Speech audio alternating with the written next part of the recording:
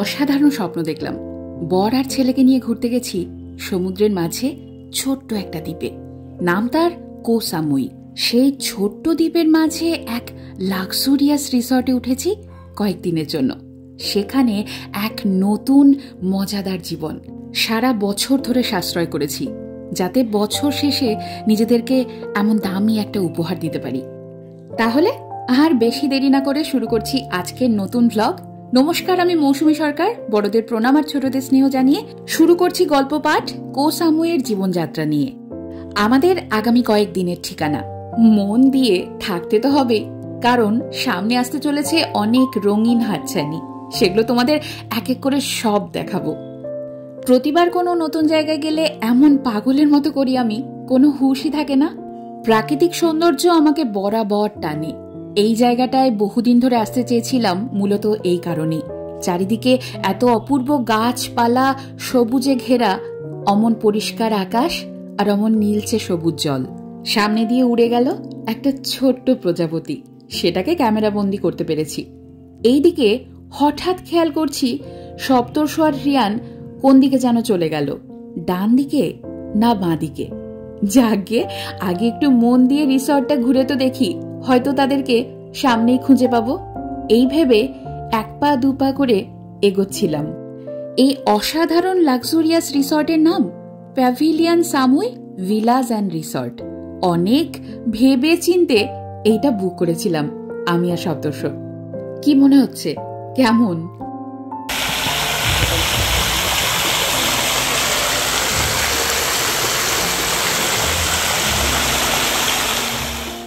ইন্টারনেটে যা যা ছবি দেখে এখানে এসেছি, এসে চোখ আরো ধাঁধিয়ে গেছে। এত অপূর্ব, এত অপূর্ব। দেখি দুটো পুল ভেতরে, একটা ওই যে পেছনে ছিল, আর একটা ঠিক সামনে একটু এগিয়েই খুঁজে পাবো সমুদ্র। সমুদ্র ভালোবাসে যারা, তারা বারবার কিছু না কিছুর অজুহাতে এর কাছে ছুটেই আসে।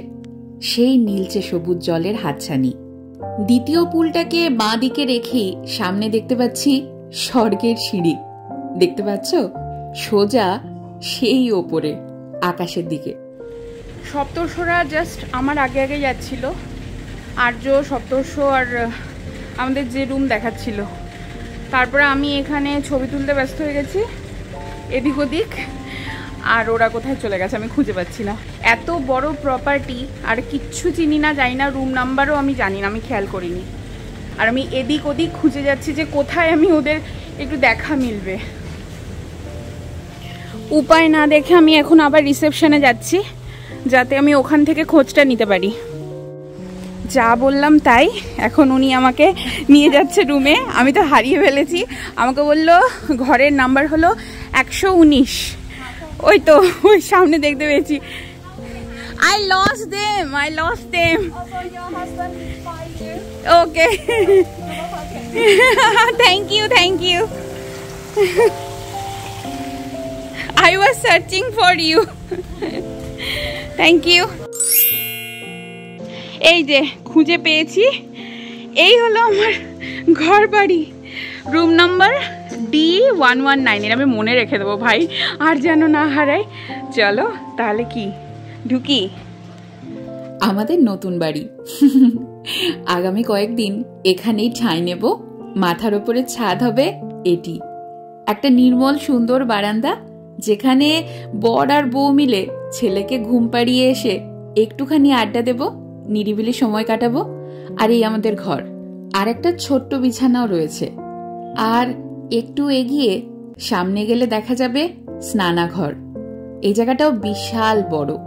স্নানের ঘর পেরিয়ে আর একটু সামনে যাই, দেখি কি আছে। ওমা, এখানে তো একটি গোপন দরজা। পেছনে গিয়ে দেখি এখানেও বেশ খোলামেলা একটি জায়গা। কেউ যদি আসতে চায় আসতেই পারে, কিন্তু আমি দরজাটাকে বন্ধ করে রেখেছি, কেউ যেন আবার ওদিক দিয়ে না ঢোকে। ঘর পেরিয়ে আবার একটু বারান্দায় যায়। তোমরা সামনে দেখেছিলে তো, আমাদের ঘরের ঠিক সামনেই ছোট্ট একটি সুইমিং পুল। আর জলের রং ওই রিয়ানের প্রিয় সায়ান কালার। কি অপূর্ব মিষ্টি রংটি না? ঘরে ঢোকার খানিকক্ষণের মধ্যেই আমাদেরকে উপহার স্বরূপ দিয়েছে এই যে থাইল্যান্ডের সুমিষ্ট রসালো ফল, যার আমি পরম ভক্ত। সেই কোন সকালে আমরা ফ্লাইটে খেয়েছি, তারপর তো আর পেটে কিছু পড়েনি। তাই ভাবলাম যে ফলগুলো দিয়েছে তার মধ্যে থেকে পেয়ারাটা একটু কাটি। হাতে তো ছুরি নেই, তাই কি করেছি, চামচের পেছন দিকটা দিয়ে সপ্তর্ষ পেয়ারা খান কেটেছে। আর ওদিকে আমরা সবাই রেডি, সানস্ক্রিন আর সুইমিং ড্রেস পরে। একে কে এখন আটকাবে? জল পেয়েছে, বাপরে। এই যে দাদা, এখানে না, আমরা অন্য জায়গায় যাচ্ছি, চলো চলো। ওর তর আর সইছে না, কখন জলে নামতে পারবে, মানে একটুখানি আমরা একবার হ্যাঁ বললেই হলো।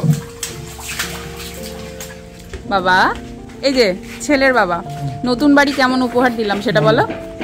আগে বলো বউ কেমন উপহার দিয়েছে। বইটা হেভি হয়েছে এটা। ওই আর্য ব্যস্ত বলনি, আর্য ওই দেখো আরেকজনকে দেখো, এই যে আর্য কোথায়? এদিকে না বাবা, এই যে সমুদ্র, সমুদ্র কোথায়? ওই যে দেখো, একটু সমুদ্র দেখতে দেখতে যাই, চলো। ওই যে সমুদ্র, সমুদ্রটা একটু দেখি।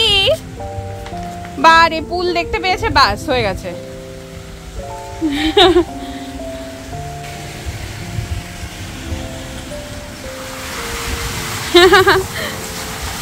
এই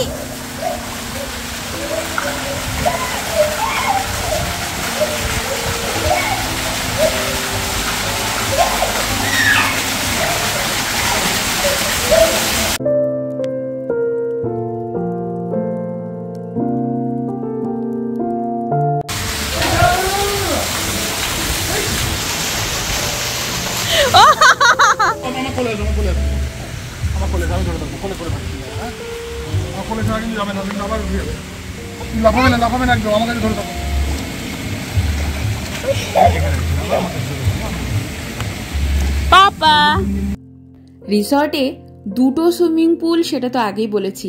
এবার এই পুলটাতে নেমে সপ্তর্ষ দেখতে পাচ্ছে, ওরে বাবা এত গভীর, ওই নিজের পায়ের তল খুঁজে পাচ্ছে না। তাই আমরা ভাবলাম দ্বিতীয় পুলটাতে এসে দেখি তো কেমন লাগে।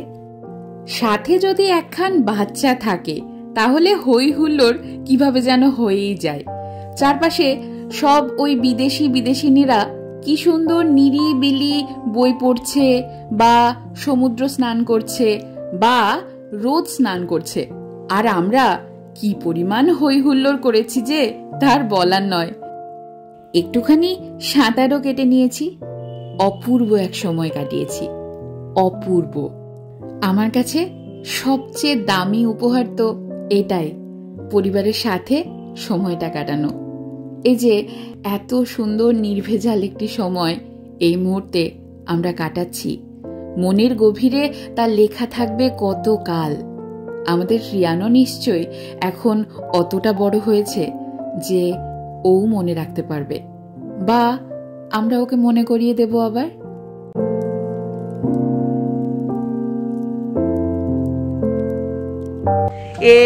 কি আগে যায়, কি আগে যায়, কি আগে যায়। সুইমিং পুলে প্রচুর দাবাদাবি করেছি সবাই, খুব মজা হলো। এবার সকালবেলা সেই কোন সকালে প্লেনে দুটো খেয়েছি, তারপর তো পেটে কিচ্ছু পড়েনি। এখন যাচ্ছি লাঞ্চ সারতে, আর এরকম টায়ার্ড শরীরে লাঞ্চটা মনে হচ্ছে জমে যাবে। আর এত সুন্দর রেস্টুরেন্টের ভিউটা, সেটা দেখাচ্ছি আগে তোমাদেরকে। সাঁতার কাটলে এমনি বড্ড খিদে পায়, তার উপর এত বড় ট্রাভেলও করা হয়ে গেছে, আর খেয়েছি সেই কোন কালে। এবার এই সুন্দর দৃশ্যে সুন্দর সুন্দর খাবার দাবার তো একটু খাওয়া যেতেই পারে। আর আমরা তখনও জানি না যে আমাদের জন্য কোন সারপ্রাইজ অপেক্ষা করছে।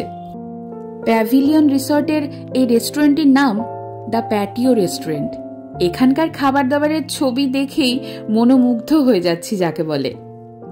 আমার মকটেল, সপ্তর্ষর ককটেল, স্টার্টার থেকে মেইন কোর্স থেকে ডেজার্ট, মনের মতো করে অনেক কিছু অর্ডার দিয়ে ফেলেছি। তখনও জানি না ওই যে বিশেষ সারপ্রাইজটির কথা। মানুষ আগে রূপের প্রেমে পড়ে, তারপর তার গুণ খোঁজে। এই যে এত অপূর্ব দেখতে সব খানাপিনারা, আর তার সাথে রয়েছে তো এই সুন্দর দৃশ্য, তা দেখে প্রথমেই ধপাস করে প্রেমে পড়ে গেলাম। তারপর যখন তা উপভোগ করছি, ওমা কি দারুণ! রিয়ান তো দেখি হাওয়া খাওয়া শুরু করে দিয়েছে। তারপর এলো স্টার্টার। এই খাবারটি বিশেষ করে এতটা সুস্বাদু ছিল, আমার যেন এখনো মুখে লেগে আছে। যদিও একটার নাম বলবো না, সবকটি অপূর্ব ছিল। আর পেটে যদি এত খিদে থাকে তাহলে যেন খাবার দাবারের স্বাদ কয়েক গুণ আরো এমনি এমনি বেড়ে যায়। এইটা রিয়ানের জন্য স্প্যাগেটি। আমাদের রিয়ান বাবু একা একাই দারুণ স্প্যাগেটি খেয়েছেন। আমি যখন জিজ্ঞেস করেছি, বাবা ইজ ইট গুড, ভালো হয়েছে তো, তখন মাথা নেড়ে সায় দিয়েছে, হ্যাঁ খুব ভালো। ভেতো বাঙালি আমরা, ভাত খাবার অজুহাত তো খুঁজতেই থাকি। তাই বিদেশে গিয়েও এমন চিকেনের টুকরো আর এই ভাত অর্ডার দিয়েছে সপ্তর্ষ। আমার জন্য অবশ্য ওই স্প্যাগেটি অর্ডার দিয়েছিলাম। সামনে আরো অপূর্ব সব খানাপিনার চেহারা তোমরা তো দেখতেই পাবে। থাই স্যুপ থেকে শুরু করে রিয়ানের স্টার্টার, আমাদের স্টার্টার, শেষ পাতে ডেজার্ট, কিছুই বাদ যায়নি। আর ওই সারপ্রাইজটির কথা, সেটা তো এখনো বলাই হয়নি। সপ্তর্ষর পাশে একজন ব্যক্তি বসেছিলেন, দেখেছিলে তো? তিনি এই রিসর্টের ম্যানেজার। সমস্ত খাবার দাবার উনি আমাদেরকে আজকে উপহার স্বরূপ দিয়েছেন। আমরা তো জানতে পেরে পুরো অবাক হয়ে গেছি। অচেনা দেশে অজানা লোকের কাছ থেকে কেন এমন সারপ্রাইজ পেলাম তা রিভিল করব ঠিক পরের ভ্লগে। অপেক্ষায় থেকো, আসছে আরো দারুণ সব জিনিস।